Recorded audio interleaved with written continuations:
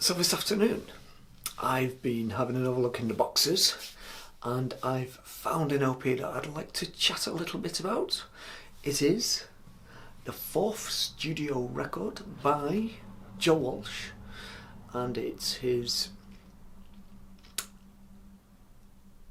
bit of a classic really, but Seriously Folks from 1978. Good sleeve there, like the way it opens out. Some interesting photography there.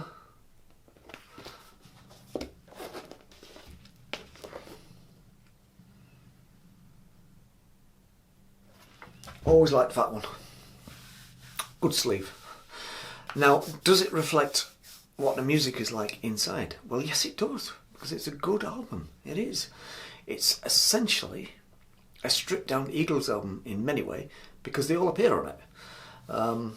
In some form or other. A lot of them just doing backing vocals, but they're on there. Also, it's produced by Bill Szymczyk, the legendary Eagles producer. It's on the Asylum label, the legendary Eagles label. So, in many ways, you could think of it like that. But it's got Joe Walsh's stamp all over it, and that stamp is called good solid rock guitar playing, because essentially that's what he is.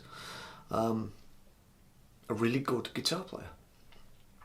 Now, as I say, this came out in 1978. The first time I heard it was many years later. I got it on a whim because it was just a couple of quid. I thought I'll get that. Obviously I knew who he was. I knew he was in the Eagles, etc. I'd heard the song Life's Been Good, which is on here.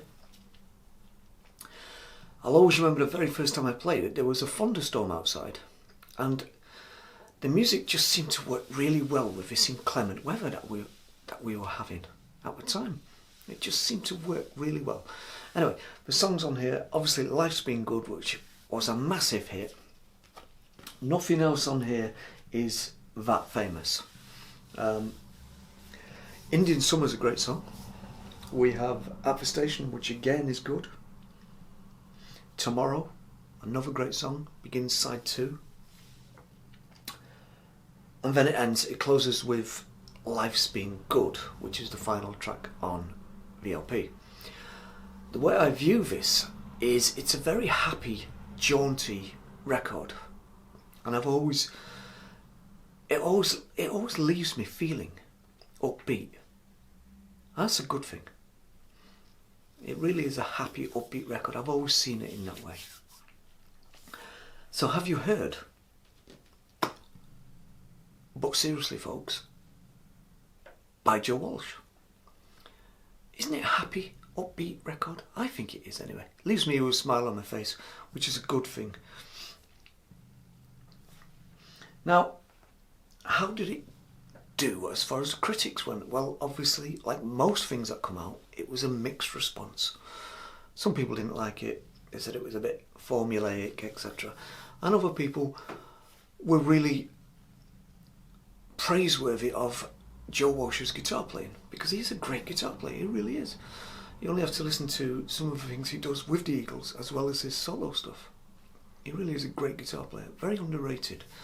Or, as Martin Barr would say, maybe everything from Martin Barr from Jethro Tull would say, maybe everybody else is overrated. One to think about there. So how did it do in the charts? Well, it got as high as, let's have a look, number 12 in America. So that's not bad. That's not bad at all. I mean, you would kind of expect that because he's an American artist. So, if you've heard this, I bet you like it. How can you not like it? It's such a positive, upbeat record.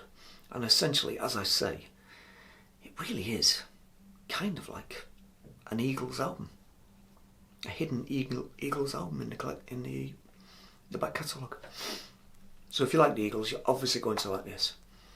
Good, solid, soft rock, pop rock, whatever you want to call it. I hate those terms, but that's the best way of describing it. Good, solid American chart rock with a bit of, on this one, a bit of, dare I say, some progressive tendencies on this one. There are some songs which start to stray and become less formulaic. But again, that's no bad thing. No bad thing at all. There's nothing wrong with stretching out and trying to be a little bit more less obvious, which is all progressive music really is at the end of the day. So that's Joe Walsh. But seriously folks, from 1978.